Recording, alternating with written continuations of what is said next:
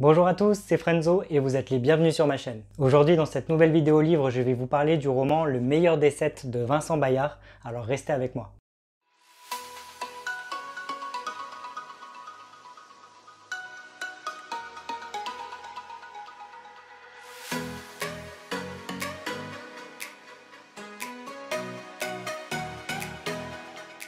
Le meilleur des sept est un roman que vous trouverez en auto-édition et qui m'a gentiment été envoyé par son auteur Vincent Bayard avec une petite dédicace personnalisée, donc merci à lui. Vincent Bayard qui est d'ailleurs très présent sur les réseaux sociaux, donc je vous mettrai en barre d'infos de cette vidéo des liens pour pouvoir le retrouver et le contacter au besoin, y compris un lien pour retrouver son ouvrage et vous le procurer si jamais vous avez envie de le lire. Alors avant de vous parler du roman et de rentrer dans les détails de l'intrigue, je vais vous faire un petit résumé sans divulgacher. Le meilleur des sept, c'est l'histoire d'un soldat français de la Première Guerre mondiale qui revient du conflit en 1919 et qui apprend petit à petit à vivre avec ce qu'il a vu et ce qu'il a vécu durant ses années au front. Mais tout d'abord, le meilleur des sept se situe à notre époque où nous faisons la rencontre du personnage de Vincent. Vincent qui vit sa vie normalement et qui un soir d'été au mois d'août, un soir orageux, va faire la rencontre d'une mystérieuse personne qui se trouve juste devant sa maison. L'étranger lui assure alors qu'il doit impérativement vivre quelque chose et c'est à ce moment précis que Vincent se retrouve pris dans un flash lumineux et propulsé tout droit dans le passé. Totalement désorienté par ce qui lui arrive et dans l'incapacité d'être vu ou même entendu, Vincent va assister, tel un fantôme, à des scènes clés qui se sont jouées dans le passé, au sein d'une même famille qui va évoluer progressivement devant ses yeux, et il va finir par comprendre que toutes ces scènes auxquelles il assiste semblent toutes avoir un lien entre elles. Bientôt, il va comprendre qu'il n'est pas ici par hasard et que lui aussi a un lien avec toute cette histoire qui se situe pendant la Première Guerre mondiale. Pourquoi? Qui sont les personnages qui le suivent constamment? Qui était le mystérieux étranger devant sa maison qui l'a fait propulser dans le passé? Et surtout, que va apprendre Vincent lors de ses différents voyages à travers l'époque? Ce sont là toutes les questions que l'on se pose et qui trouveront leurs réponses dans ce roman de Vincent Bayard, Le meilleur des sept. Maintenant, comme d'habitude, vous le savez, je vais divulgacher l'intrigue du roman. Alors si vous n'avez toujours pas lu ce livre, Le meilleur des sept de Vincent Bayard, je vous invite à cliquer directement sur la partie conclusion de cette vidéo et à revenir dessus une fois que vous l'aurez lu. Vincent n'est pas dans un rêve, il n'imagine absolument rien, il est bel et bien dans le passé et fait la rencontre de deux enfants qui se nomment Maurice et Marcel et qui sont des jumeaux, qu'il voit grandir devant ses yeux d'une manière incroyable, les flashs lumineux lui faisant remonter le temps de manière accélérée. Très vite, Vincent comprend que suivre les jumeaux va l'amener à un moment clé de l'histoire, la Première Guerre mondiale, dans laquelle Maurice et Marcel vont s'engager comme combattants. Vincent assiste à leur départ pour la guerre et nous découvrons en même temps que lui que des centaines d'autres jeunes s'engagent comme combattants et quittent eux-mêmes leur propre famille. Et le moins que l'on puisse dire, c'est qu'ils sont tous parés à affronter les Allemands, qui prennent plutôt ça à la légère, qu'ils sont prêts à combattre et à en découdre, et qui ne réalisent pas trop ce qui les attend. Vincent, lui, il vient du futur, donc il sait très bien ce qui va arriver durant cette Première Guerre mondiale, il sait très bien le nombre de morts qu'il va y avoir et que beaucoup de ces jeunes vont y laisser la vie. Et pendant que la plupart de ces jeunes partent en étant complètement confiants par rapport à la guerre, Vincent, lui, ne peut s'empêcher de frémir, tout comme le lecteur. D'ailleurs, les jumeaux Maurice et Marcel sont séparés à cause de cette guerre pour la toute première fois de leur vie, et ils ne peuvent s'empêcher de se poser des questions par rapport à l'autre, savoir s'il va bien, s'il tient le coup, etc.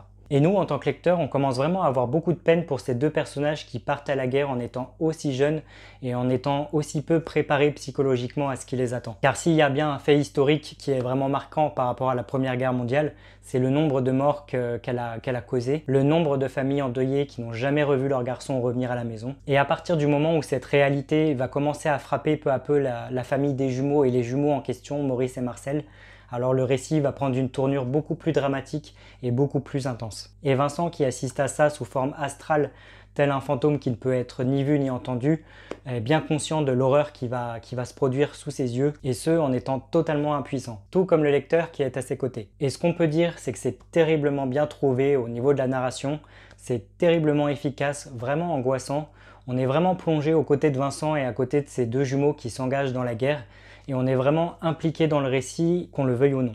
C'est vraiment bien fait parce que c'est plus que lire un livre d'histoire, c'est encore plus que de regarder un film de guerre au cinéma ou à la télévision.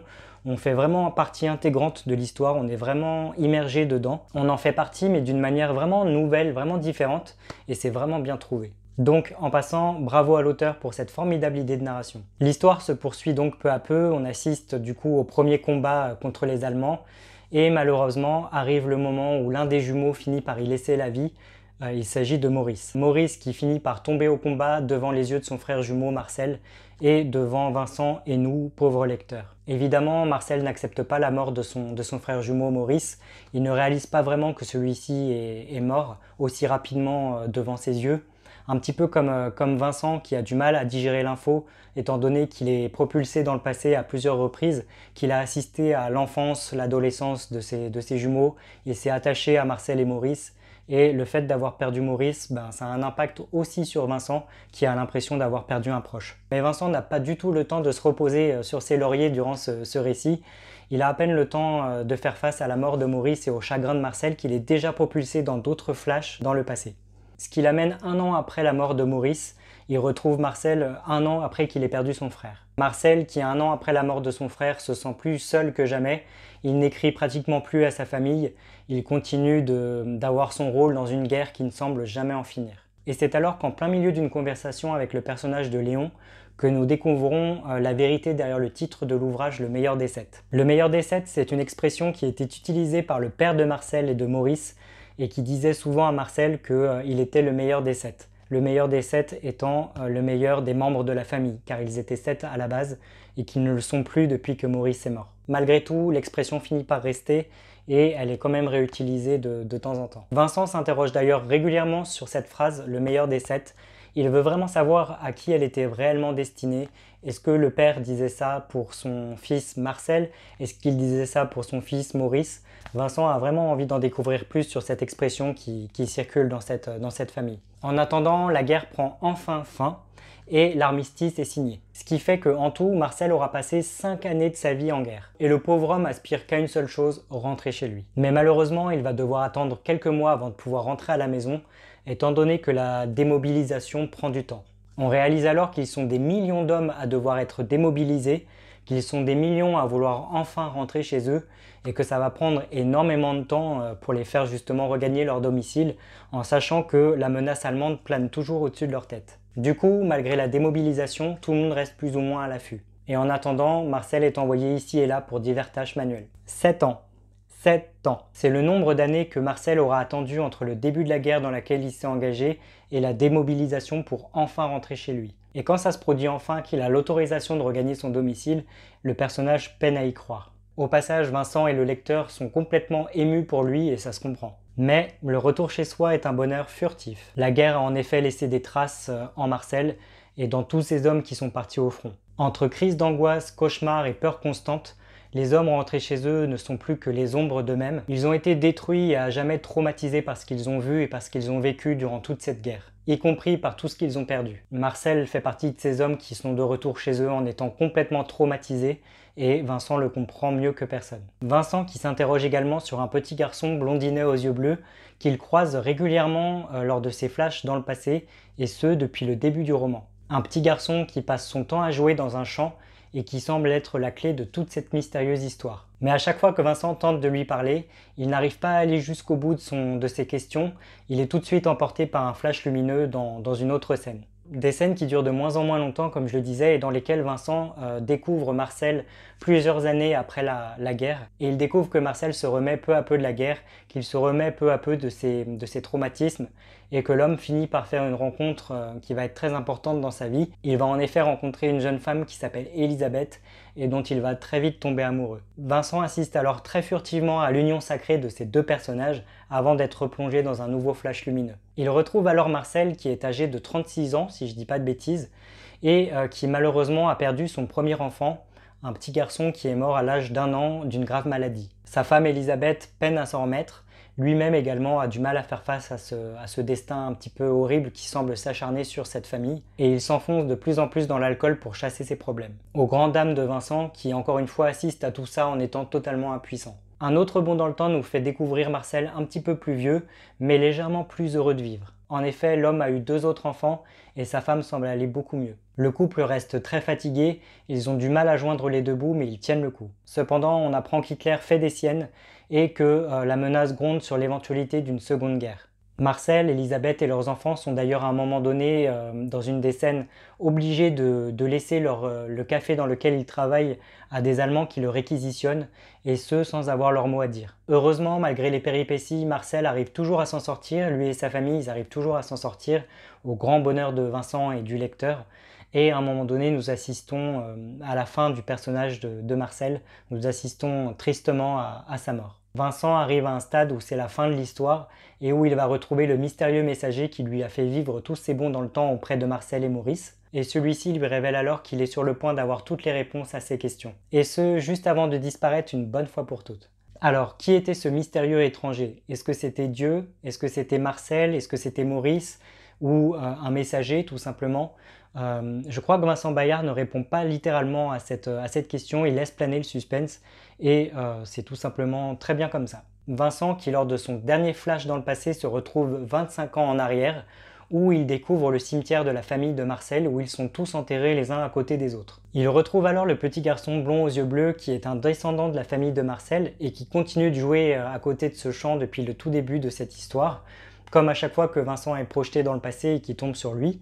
Et le petit garçon va s'adresser à Vincent et lui faire une révélation vraiment incroyable. Le petit garçon lui révèle alors son prénom et le petit blondinet lui dit qu'il s'appelle Vincent. On comprend alors que le petit garçon et Vincent sont une seule et même personne. Le Vincent adulte réalise alors que tout ce qu'il a vécu, tous ces flashs qui l'ont emmené dans le passé, l'ont amené au sein de sa propre famille, qu'il a assisté à tous les événements qui ont concerné sa propre famille et le personnage de Marcel qui se trouve être son arrière-grand-père. Le roman se termine alors sur cette magnifique révélation, totalement logique et vraiment forte. Marcel était l'arrière-grand-père de Vincent. Nous étions donc, nous, en tant que lecteurs, avec des personnages qui ont réellement existé depuis le début. On était, je le rappelle, durant la Première Guerre mondiale. Le personnage principal, le personnage de Marcel, est donc le véritable arrière-grand-père de Vincent, Vincent Bayard, l'auteur de ce roman Le meilleur des sept. Et quand on sait ça, on est encore plus touché par l'histoire du roman, on est encore plus impliqué émotionnellement et rien que pour ça, je trouve que ce livre, c'est une petite pépite. Franchement, on est vraiment super touché d'un point de vue émotionnel, c'est vraiment très fort, c'est vraiment très haut au niveau des émotions. Quand on sait la vérité et les liens de l'auteur avec ce personnage de Marcel et de Maurice, on peut que être touché. Surtout parce qu'on sait que d'un point de vue émotionnel, le récit il est extrêmement fort, comme je le disais pour le lecteur, mais il l'est d'autant plus pour l'auteur. L'auteur a forcément mis un morceau de lui à travers ses écrits, à travers l'histoire qu'il nous raconte, et c'est juste captivant du début à la fin. Et je précise tout ça dans la partie où je divulgage ce roman, Le meilleur des sept, parce que je ne sais pas si les lecteurs qui vont se lancer dans cette histoire sauront à l'avance ou non que Marcel a vraiment existé et qu'il s'agit de l'arrière-grand-père de l'auteur. Parce que moi, avant de découvrir ce roman, je savais que Marcel avait vraiment existé et que c'était l'arrière-grand-père de Vincent, mais je pense que certains lecteurs ne le sauront pas quand ils découvriront ce livre et qu'ils auront du coup cette révélation au moment du final. Et c'est pour ça que j'en parle dans la partie divulgage et que je n'en parlerai pas dans la partie conclusion de cette vidéo. Et justement, ma conclusion. Le meilleur des sept, c'est un roman magnifique, vraiment touchant et extrêmement bien construit. Pour la petite info, sachez que l'auteur s'est rendu sur différents lieux pour mieux s'imprégner de l'histoire, comme Verdun par exemple, pour s'imprégner des faits historiques, pour s'imprégner de l'atmosphère. Il a pris aussi des notes, des photographies, il a interrogé pas mal de personnes, et ce afin de proposer un récit qui soit le plus proche de la réalité, le plus vrai possible. Ce qui rend finalement Le meilleur des sept totalement cohérent et encore plus frappant. Alors bien sûr, on est dans un roman, certains traits de caractère sont romancés, l'auteur le dit lui-même, mais quand même, celui-ci s'est inspiré grandement de ce qu'il a appris sur place durant ses recherches. Il s'en est inspiré pour créer des caractères qui seraient propres à ces personnages. Alors certes, on est dans un roman historique qui retrace des faits qui se sont réellement passés, mais pas que. On est dans une histoire vraiment singulière et parfois on frôle même le fantastique et on s'approche même de l'imaginaire, mais je vous dis rien de plus, vous découvrirez ça vous-même en lisant ce magnifique roman. Il n'est donc pas nécessaire de catégoriser ce roman directement dans les romans historiques, surtout si vous aimez pas ça, j'insiste. Ce roman-là, Le meilleur des sept, c'est bien plus qu'un livre historique. Certes, il y a une grande part de faits réels derrière l'histoire, mais il y a beaucoup de choses qui sont à retenir en dehors de ça. C'est une histoire de famille où les liens entre les personnages sont beaucoup plus importants que le contexte, selon moi. Et comme vous pouvez le voir, la couverture de ce roman est en aquarelle, et on peut interpréter la couverture de plusieurs manières, ce qui est plutôt original de la part de l'auteur. Selon le chapitre que vous êtes en train de lire, vous pouvez interpréter l'image principale de plusieurs manières et c'est assez jouissif. Par moments, je me disais que le personnage principal n'était autre que l'auteur, quand parfois je me disais que les deux ombres en dessous étaient les jumeaux Maurice et Marcel, mais ça peut très vite changer selon le chapitre que vous lisez. Parfois on peut croire que l'auteur se situe en dessous, parfois vous pouvez imaginer qu'il s'agit du messager. J'en dis pas plus pour pas divulgacher, mais c'est vrai que selon le chapitre que vous êtes en train de lire, on remet souvent en question la couverture et c'est plutôt bien joué de la part de l'auteur. Le meilleur des sept, c'est un tout petit roman d'une centaine de pages seulement, ça se lit extrêmement vite, c'est extrêmement fluide. Bref, c'est une lecture vraiment passionnante, vraiment riche et vraiment touchante, encore une fois je me répète mais c'est vraiment le cas. C'est une petite pépite de l'auto-édition que je vous recommande à 100%. Et quand je vois des romans comme ça qui sont auto-édités, je me dis que ouais, c'est le genre de livre qui n'a rien à envier à des livres qui seraient publiés en maison d'édition. N'hésitez surtout pas à aller suivre son auteur Vincent Bayard sur les réseaux sociaux, ne serait-ce que pour voir le parcours qu'il fait quand il écrit un livre, les recherches qu'il fait en amont, les lieux qu'il va visiter, etc. Vous serez encore plus touché par ce roman, Le meilleur des sept, si vous le lisez après avoir vu tout le travail que l'auteur a fait avant ça. Vraiment, j'insiste, mais l'auteur et sa famille, ils se sont lancés vraiment dans de superbes recherches pour pouvoir écrire ce petit livre, ce qui le rend vraiment touchant et vraiment fort. Bref, avec des romans comme Le meilleur des sept, l'auto-édition a encore de belles années devant elle. Et vous alors, avez-vous lu Le meilleur des sept de Vincent Bayard? Avez-vous envie de le découvrir? N'hésitez pas à me laisser un petit commentaire sous cette vidéo pour me donner votre avis, à lâcher un petit pouce bleu et à vous abonner à ma chaîne pour ne pas manquer mes autres critiques littéraires à venir. À ce sujet, dans la prochaine vidéo livre, je vous parlerai du roman Les 5 secrets de James Bond d'Alyosha Wilde. Alors je vous dis à très bientôt, prenez bien soin de vous. Ciao!